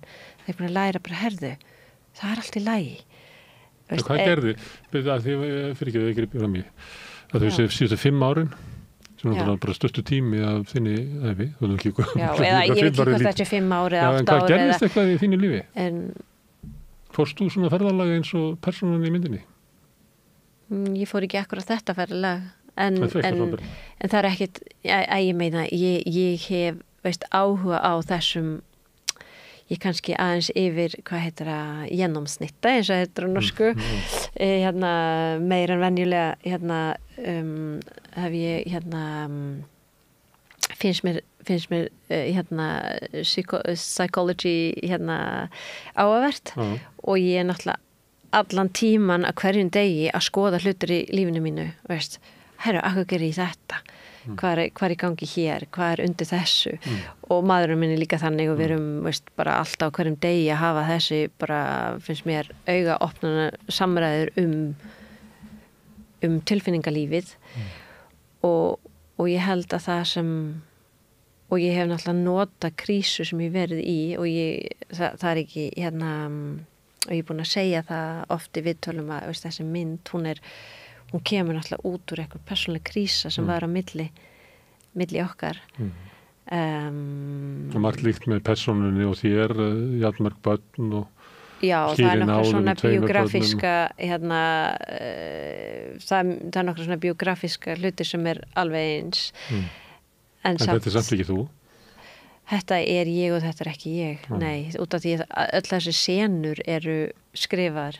Veist, ef ég var í þessu krísu með maðurinn minn, það var eiginlega þannig að já, ég flutta heimann í nokkra daga en ég hérna satt eiginlega bara niður og hugsaði og skrifaði rosalega mikið og fór bara í sjálfa mér og ég hugsaði, það er ekkit spennandi mynd að sjá konu sem situr og skrifar og hugsar í 1,5 tíma og þá byrjaði ég, veist, bara hvernig get ég skrifa bara og byrjaði með allt þetta dramatiska materiáli hérna sem ég er búin að hérna, finna og síðan fór ég gegnum eitthvað öðru krís og síðan nota ég eitthvað þaðan og eitthvað héðan og síðan sagði vinkonum eitthvað frá hennar krís og þá nota ég eitthvað það, veist, þetta er allt búin að svo ég hérna og síðan lókan er þetta, veist, er ég búin að búa svo mikið til að þetta er mjög mikið fiksjón þó að það marga þessu tilfinningar og reynslur kemur frá mér náttúrulega, annars myndi ég aldrei geta gert þessa mynd, þetta er ekkert þetta svona bara, veist. Rosa Martíni, ég fekk hérna 4 konur til þess að koma hinga og ræða myndina. Ég sá það. Sem hefur séð. Og við komumst til að því að það er svo Rosa Martí þessari mynd, hún er alveg bara tróðin af alls konar, það eru tengslin við móðurina og vinkonuna og svo náttúrulega við mannin og við börnin og það er hérna, hún verður svona obsessed og ég meina það er bara svo, það er ótrúlega margt í myndinni, sko, það er alveg bara massíft tróðið inn í hana. Já. Hérna. Vissi það, já. Já, mér finnst það er bara, ef maður hugsar hana, þá er hún hérna eins og svo heyrið maður náttúrulega þegar ég að tala við þig að þetta er bara, þú hefur áhuga á þessu og þessu er þetta bara, já, einhvern veginn þannig vinna, þetta er bara svona greining á sambandi. Já. Og sömuleyti í svona eilíft, en sömuleyti inn í okkar tíma og þú heyrði það kannski að ég hitti konu eftir myndina sem sagði, býttu, var þetta ekki andfeminísk mynd? Antifeminísk, já. Ég finnst það mjög spennandi, ég heyrði það þegar ég var að hlusta á þetta, ég sá þetta sem þið voru að tala hérna og hún var frá hérna Austur-Evrópu, ekki það ekki? Já. Og það skil ég mjög vel, ég var í Karlovy Vary í Tékklandi með þessa mynd og það var alveg... Það sem að þú lærið þér, ég lærið þér ekki í Tékklandi? Ég lærið í Prag, já. Og hérna, þau eru aðeins á eftir okkur í hérna og við vorum hérna maður minn og ég og bara, guð, veist, konurnar hérna voru alveg bara, hvernig getur maður unni, veist, sem kvikmyndakonu, veist, það er engin sem, rosalega erfitt að geta unni sem leikstýri konu og þau eru ekki komin á þessu hillu sem við erum með, veist, hvað heitir það? Já, stöðu kvennana, jafnrétti kvennana. Já, einmitt. Og þannig að og ég heyrði líka þá konu hérna sem sagði, ég held að þetta er turbofeministisk, eitthvað svoleiðis. Og ég held, sko, ég held að, hérna, mér finnst þetta feministisk mynd, en ég skil alveg akkur hún segir þetta út af því að ég held að við erum búin að vera svo ég held kannski við erum komin á þessum tíma núna þar sem að getur loksins sýnt konur sem manneskjur í Oslo, en kannski ekki í Prag ennþá að þau eru kannski ennþá þar að konan verður að vera góð eða hetja eða fórnarlamb eða eitthvað út af því að ef hún er erfið þá eru allir að segja já, þarna sérðu þess vegna voru að fara tilbaka to the dark ages þar sem við vorum út að hún er ekki nóg góð til þess að vera partur af að hafa þessi vald og ég held að við erum komin þangað núna bara við verðum ef við ætlum að vera virkilega feministisk eða þá verðum við að sýna konuna sem manneskja, fólk að segja svona vá, hvað hún ljót í myndin að þora að hafa svona án make-up og ég hugsa bara, já, við erum ennþá þar að fólk að segja svona, fólk myndi aldrei segja það ef það verið kallmaður vá, hvað hann ljótur eða vá, hvað hann náttúrleg eða ég upplifði ekki þannig nei, en ég minna fólk samt að hún fer eins og í rosalega óþægilega tilfinningar hún næstuði bara stalker hérna á mannin sinna á tímabili og bara tínandi af einhverju hún bara að lesa henni að mér fannst hún fara þannig ferðarlag já hún hún fer ekki vel með hann þessu persónu og fer í gegnum erfiða já og ég vildi líka bara sýna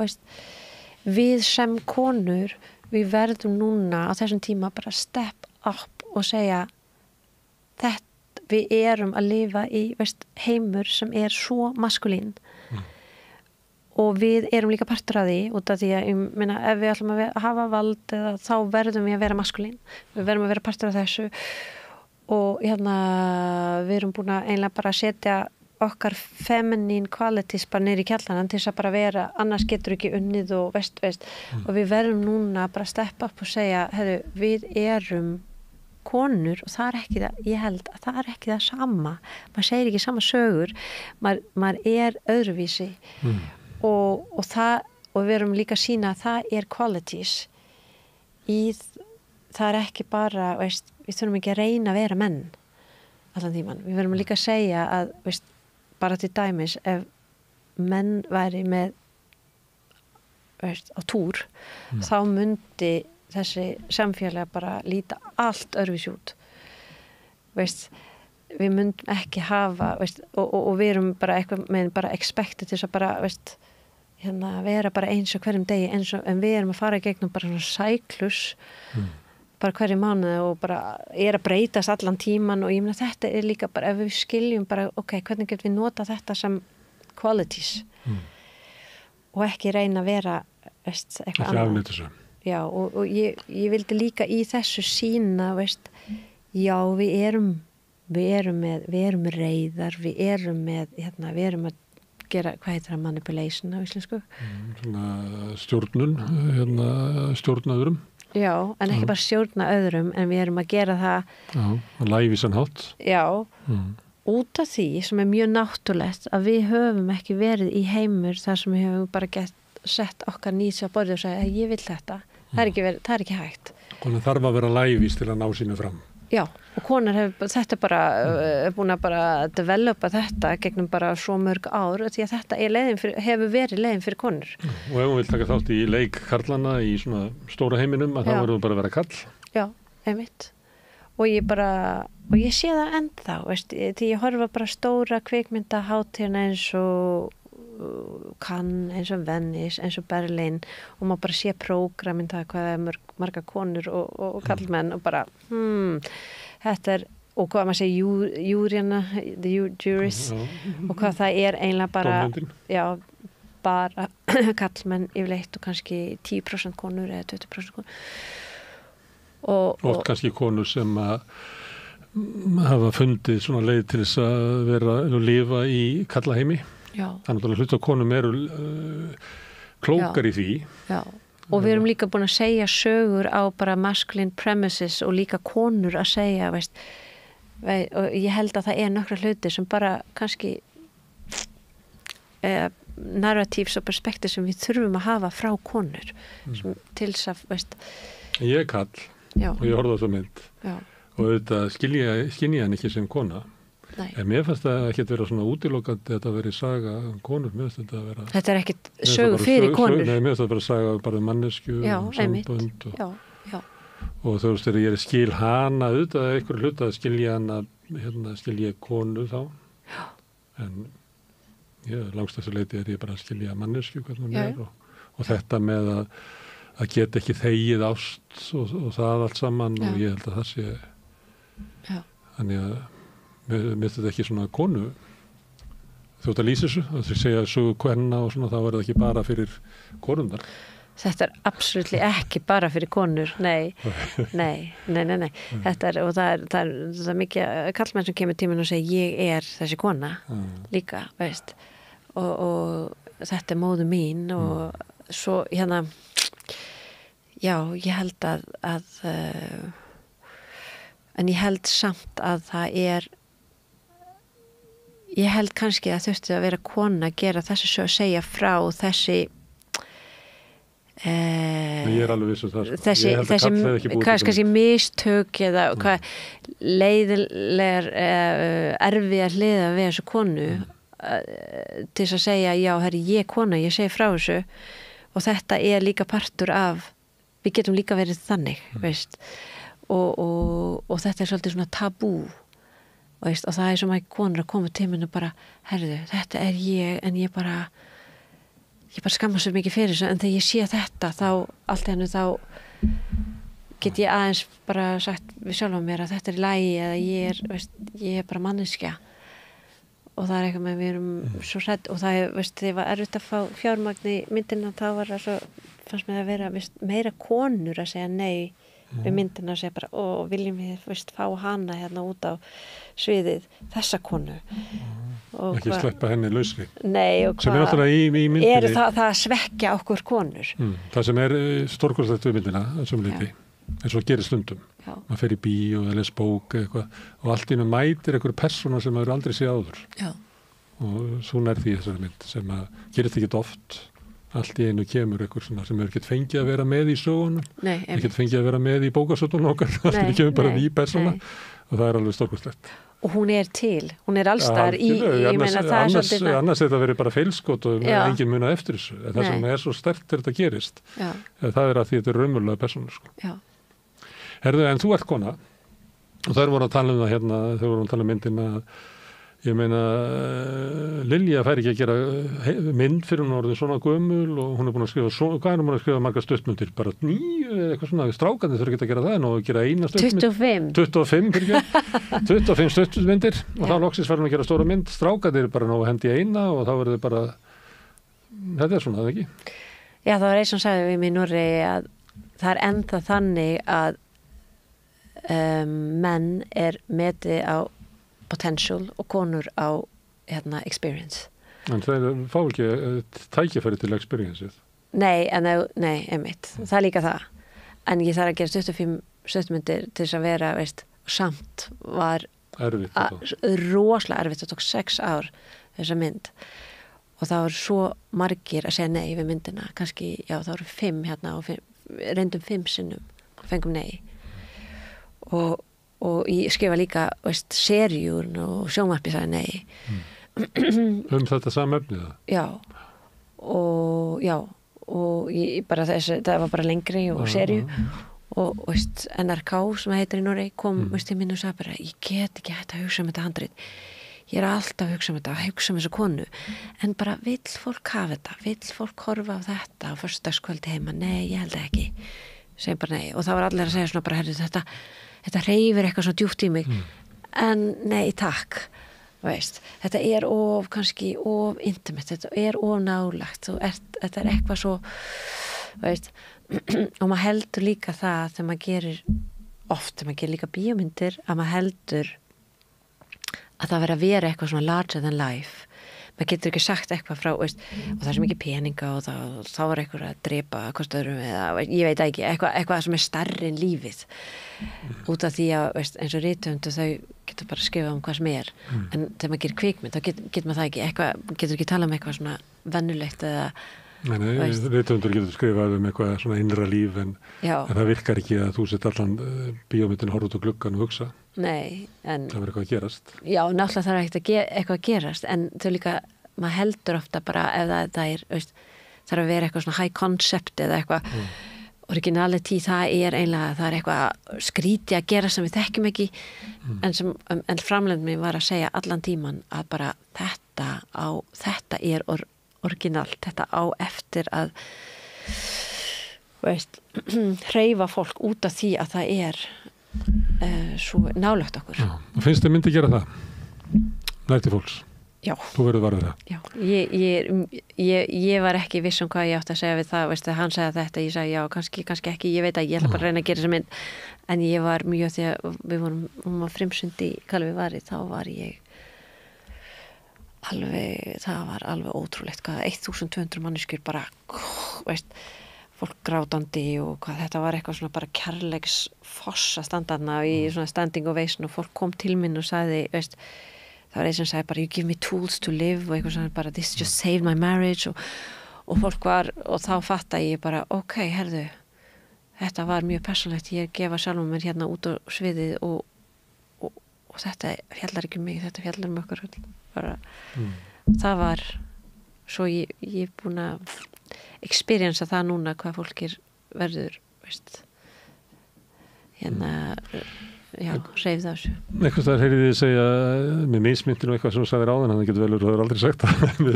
Minnir þú hefur sagt að þú væri sko handritshöfundur frekar heldur en leikstjóri. Já, ég hef sagt það. Já, ég er að kenna hérna, mér var spurt hvort ég vildi kenna hérna handrit eða leikstjórn í kvikmyndaskólanum og ég var alveg bara, það er handrit sem veist, það er einlega það sem ég finnst skemmtilegast að gera, er að skrifa. Þú hefur skrifað handrit sem aðrir hafa gert eitthvað við? Ekki? Nei, aldrei, nei. Þannig að þú átt bara svona að bunka eitthvað handrit? Ég hef skrifað þetta 4. handriti sem ég skrifað á lengri, sko fullir lengt. Hvað var þín? Alls konar. Það var hérna... Nei, hvað varð þau? Já, hvað varð Akkur þau ekki að myndi? Ég fékk nei frá kvikmynda reyndi og rosalega lengi, kannski eins lengi á þetta, 6 ár, en þá var ég ekki með framleiðandi sem sagði bara síðasta skipti núna, þá gafst ég líka upp að lokum, þá sagði ég bara herðu, ég er að gera myndum self-love og þetta er bara self-hate að vera í þessu og alltaf bara fá nei og þau eru sem eitthvað, þetta er leiðilegt projekt og ég ætla bara að gera eitthvað annað og ég byrjaði að hugsa eitthvað projekt sem var bara stills og voice-over og eitthvað sem ég gæti bara gert heima en framlegnd minn sagði bara ég ætla ekki að gefast upp á þessu mynd, þetta verður mynd bara hold on og ég sagði það varð já, ég sagði bara good luck með það þú heldur bara áfram og sækjum og hann gerði það og hvað gerðu þá núna? Fékk penning. Nei, núna er ég bara að ferðast og gefa viðtölu og eða með frumsýninga og næsta viku í Oslo og það er bara fulli marketing núna þessa mánuði núna og síðan er ég að kenna líka í kvikmyndaskólanum inn á milli og fær hugmyndir hér og þar og skrifa það niður og hugsa kannski já, kannski þetta og kannski þetta. En þú ert eiginlega bara á svona 0 punkt einhverjum.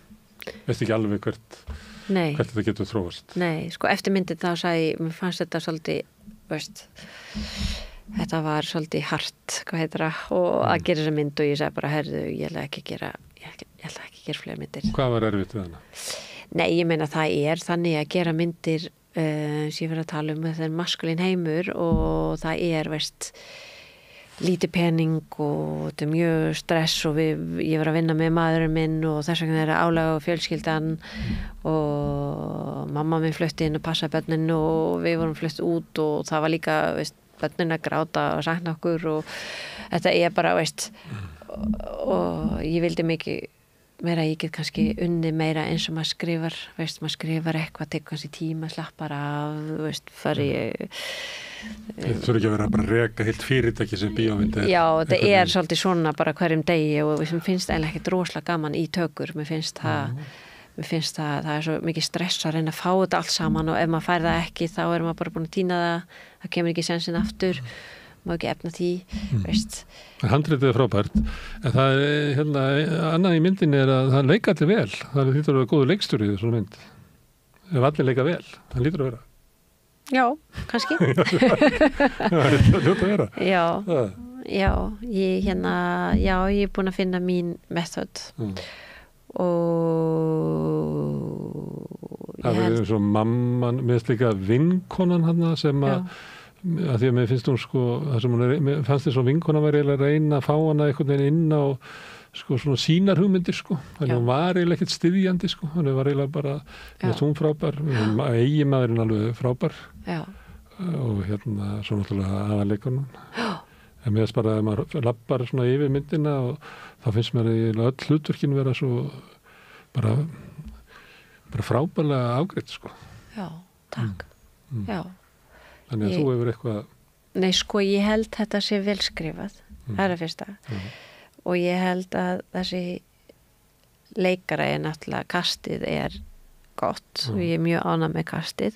Þau eru frábæra leikarar og Helga alveg mögnuð. Hún hefur bara hvað heitir það, range, svona með hún til að bera upp í heila mynd. Já, og hún náttúrulega í bara hver einasta senu sem veist, og ég var að hugsa stundum því ég var að skrifa þetta, verður man ekki bara leið þessi aðal hlutverki hérna sem við erum bara alltaf með henni, alla leið, það verður að vera leikari sem með svona núansríkdómur í sér sem getur gett þetta alltaf og þessi 4 senur þarna lókum sem að gráta allan tíman en samt þetta mismandi senur og þetta verður að vera eitthvað sem getur opna meira og meira, opna fyrir bara mismandi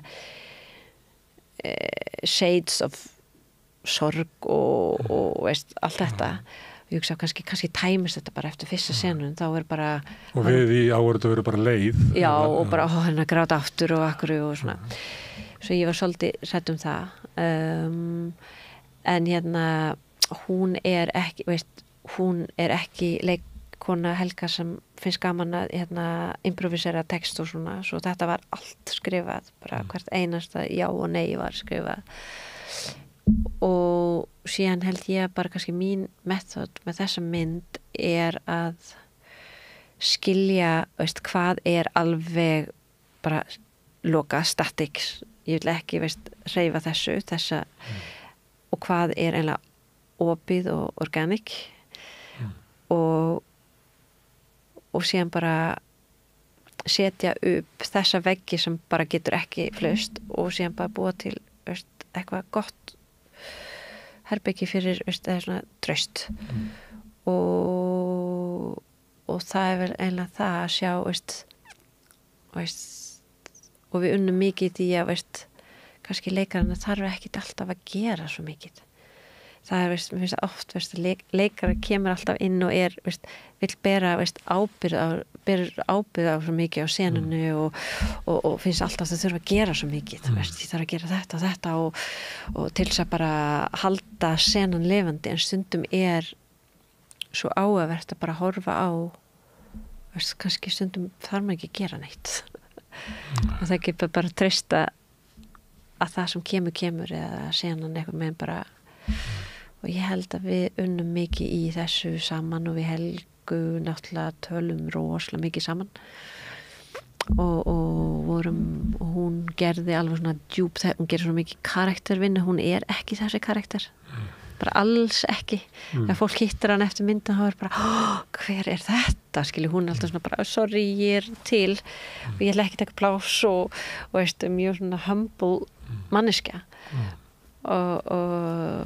en hann mikið meira kannski hann segir í viðtölu oft bara ég þurfti bara að læra línuna þetta mitt líf ég sagði þetta í gær veist, og hann mikið meira svona typecast sem kemur bara inn og intuitív utan þekkir þetta allt svo djúpt í sjálfum sér en hún skrifaði svona bíblíu bara mörg 100 blaðsíður og við vorum að vinna rosalega mikið líka í bara perspectives hvað heit það sko áskoðandi og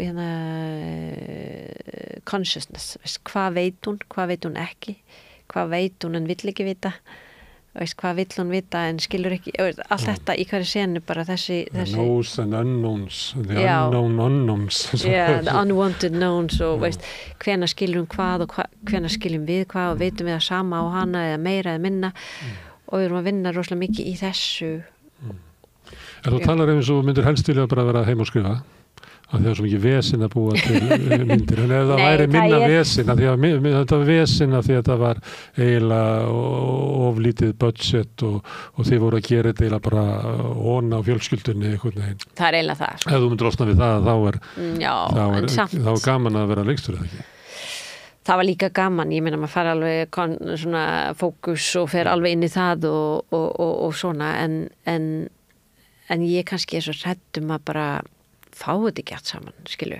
Ég búin að skrifa eitthvað og ég með það alveg bara, ég veit alveg hvernig ég vil hafa það og síðan ég bara hrædd að bara, ég verð svo stressuð, veist, gerist eitthvað, eitthvað teknískt, eitthvað, veist, missum maður eitthvað, allt í hennu svaf hljóðmaðurinn yfir sig og kom seint og hvað gerir maður þá og veist, alls konar sem getur gerst og allt í hennu snjó og ekki, veist, sól og þetta er bara svo mikið svona X-faktors allan tímans og við vorum bara mjög... Svo þú upplifir að þú bærir öll.